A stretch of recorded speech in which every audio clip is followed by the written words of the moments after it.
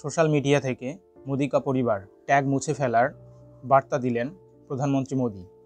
2024-এর লোকসভা নির্বাচনে মোদিকে সাপোর্ট করার জন্য জনগণকে ধন্যবাদ জানিয়ে সোশ্যাল মিডিয়া থেকে মোদি কা পরিবার ট্যাগ সরিয়ে ফেলার জন্য অনুরোধ করলেন পিএম মোদি। মোদির সাথে সংহতি বজায় রাখা ও মোদিকে সাপোর্ট করার জন্য বিজেপি নেতা এবং বিভিন্ন সোশ্যাল মিডিয়া ব্যবহারকারী মার্চ মাসে এই ট্যাগ তাদের প্রোফাইলে ব্যবহার করা শুরু করে। পিএম মোদির মতে নির্বাচনী প্রচারে মোদি কা পরিবার এই ট্যাগ তার দলকে অনেক শক্তি জুগিয়েছে এবং জনগণের সমর্থন দিয়েছে এবং তৃতীয়বারের মতো মোদিকে প্রধানমন্ত্রী বানিয়েছে। ট্যাগ সরিয়ে ফেলার বার্তা আসার সাথে সাথে senior BJP leader Amit Shah, Rajnath সিংয়ের মতো নেতারা তাদের সোশ্যাল মিডিয়া বায়ো থেকে এই ট্যাগ সরিয়ে দেয় এবং পিএমও অফিসিয়াল এক্স অ্যাকাউন্ট থেকেও এই ট্যাগ সরিয়ে ফেলা হয়। এখন প্রশ্ন হলো, এই ট্যাগ ব্যবহার শুরু হলোই বা কেন? ভারতীয় রাজনীতিতে পরিবারবাদ শব্দটি বহু প্রচলিত।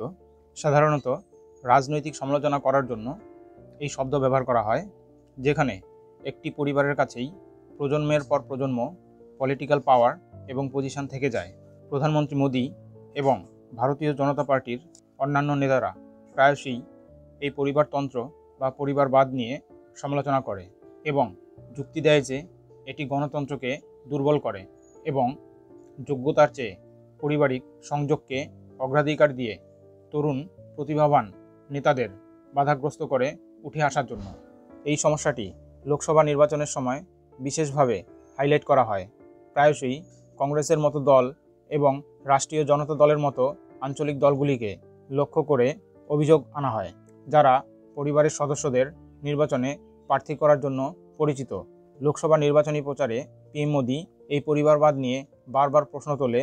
তার পরিপ্রেক্ষিতে বিহারের প্রাক্তন মুখ্যমন্ত্রী লালু প্রসাদ যাদব ইন্ডিয়া ব্লকের লোকসভা নির্বাচনের প্রচারে বলেছিলেন, প্রধানমন্ত্রী মোদির তো কোনো পরিবার নেই। তার উত্তরে পিএম মোদি বলেছিলেন, 140 কোটি দেশবাসী আমার পরিবার, যাদের কেউ নেই তারা মোদির এবং মোদি তাদের।